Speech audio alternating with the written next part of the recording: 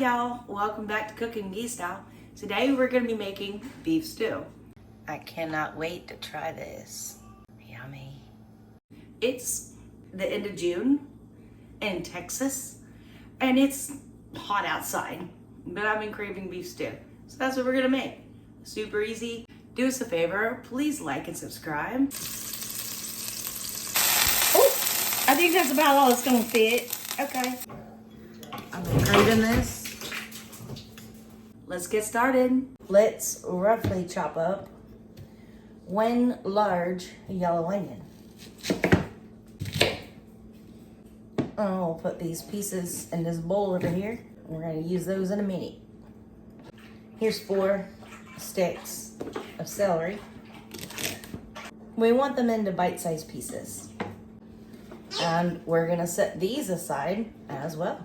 And today we're going to be using this pre-cut beef stew meat, part of the dogs. So I'm going to put these cube pieces of meat in this bowl.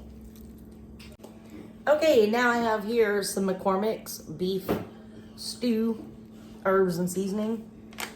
We're going to put that on there. We're going to add some salt and pepper. More can be added later if you're not sure. A little bit of salt. Some crushed black peppercorns. And then we're going to mix that all together really well. I could have found a bigger bowl. This one fits in my dishwasher, you know. Now let's add some flour. Okay, I can't put my hand in there, so. And flour. Hard work's pretty much almost all done. So let's go over there to the Dutch oven, which you don't have to have a Dutch oven. A regular pot will work, I think, or a crock pot. But I'm using my crock pot right now I'm making bone broth for the puppies, because you know, they're not spoiled enough. Anyway, get all this coated as well as you can, and let's wash our hands and go over there. Now on a medium to high heat, we're gonna put in some olive oil. This is 1, 2, 3, about 4 tablespoons. You can add more later if you need to. We're getting hot. Let's add some of our stew meat, and we want to make sure that it's browning on all the edges. So I don't want to just like throw it all in there. We're gonna turn these over and brown the other sides. We're not trying to fully cook these, we're just trying to get brownness. There's a word for it other than brownness, but you know, hey, brownness. Now I have a different container over here. I'm gonna take this out and put it in there. Put that over here, and let's continue until I finish with all of the meat. All of the meat is browned. We're gonna add some more olive oil to this. It's time to cook our onions.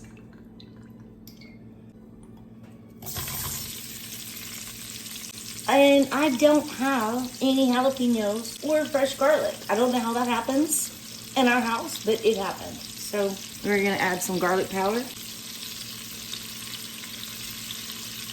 and some Slapia Mama, which is a Creole seasoning, but it's got a kick to it.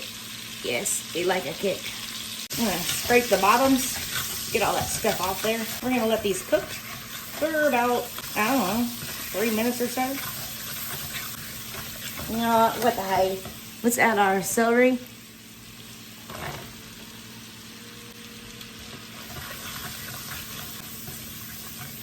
That smells really good. Now let's add our beef broth. I need 6 cups, but I have beef bouillon if I don't have enough. So I'm gonna need a whole lot more. That's only 2 cups. Okay, that's 2 cups of that. There's some beef bouillon. Let's get some water. There's 4 cups. And there's 6 cups. This little bottle of red wine. It's about a cup. A little bit less than about a cup. Red wine. Don't worry, the alcohol will cook out. Give that a little stir.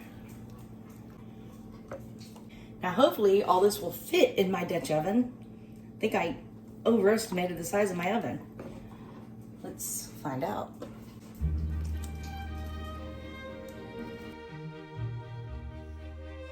I think 2 pounds of meat would have been plenty. I might use 2 pounds and save the rest for something else. Yeah, that's what I'm gonna do. Cause I still have to add potatoes and carrots to that. Bobby's making carne asadas in Ohio. While this is warming back up, we're gonna add some tomato paste.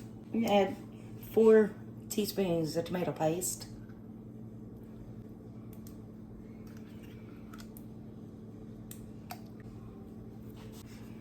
We're gonna stir that in. We just don't want it to settle on the bottom. And I have 1 pound baby red potatoes. They're going in. Yeah. Hopefully the carrots will fit.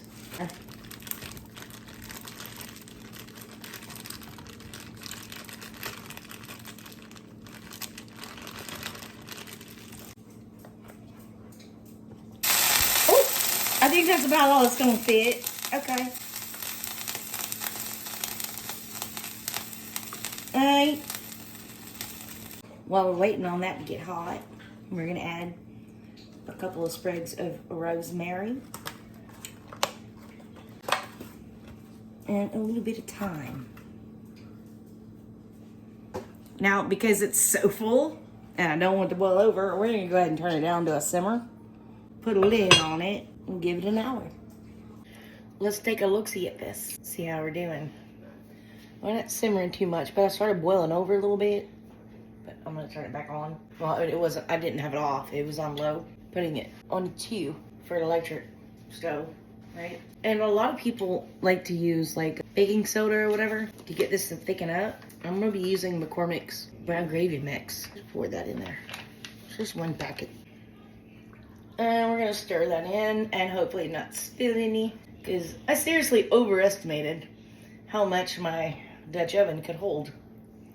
And we're gonna let this continue to do what it's doing for about 5 to 10 minutes. The point of the brown gravy mix is, 1, it'll thicken it up. Also, it'll give it more flavor. I'm gonna put the cover back on for at least another 10 minutes, maybe 20. Let's go in for a taste test.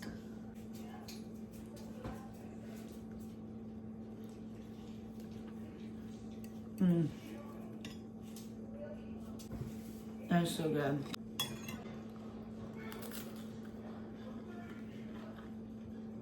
You know in the comments if you tried this recipe. Don't forget to like and subscribe, and we'll see you soon.